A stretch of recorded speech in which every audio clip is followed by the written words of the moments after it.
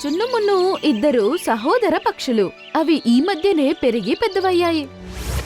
అవి ఆకాశంలో ఎగరగలిగినంత వాటి రెక్కలు పెరిగున్నాయి. చున్ను చాలా మంచిది మరియు సహాదువు. కాని మున్ను చాలా కఠినం మరియు దుష్ట స్వభావం. చున్ను ఎప్పుడూ కష్టపడుతూ ఉండేది. ఒకరోజు చున్ను వాళ్ళ అమ్మతో ఇలా అంటుంది. ఇప్పుడు మేం పెద్దవాళ్ళమయ్యాం. ఇప్పుడు మా ఇల్లు మేమే కట్టుకోగలం. బిడ్డాను బానే ఆలోచించావు. నువ్వు పెద్దవాడు అయిపోయావు. నీ ఇల్లిప్పుడు నువ్వే కట్టుకోవాలి. లేదు లేదు, మేమింకా అంత పెద్దవాళ్ళం అవ్వలేదు. వీడికి బుర్ర పనిచేయటం లేదు. వీడు తలకిందులుగా ఆలోచిస్తున్నాడు.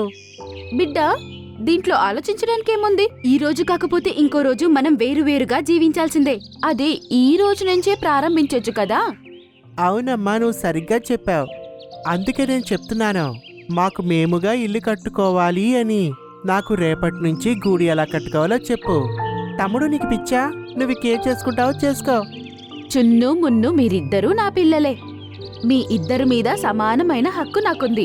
అందుకే నేనిద్దరికి ఒకేసారి గూడు కట్టుకోవడానికి నేర్పిస్తా. మరి వాళ్ళ అమ్మ మరుసటి రోజు ఇద్దరికీ గూడు కట్టుకోవడం ఎలా అని నేర్పిస్తుంది.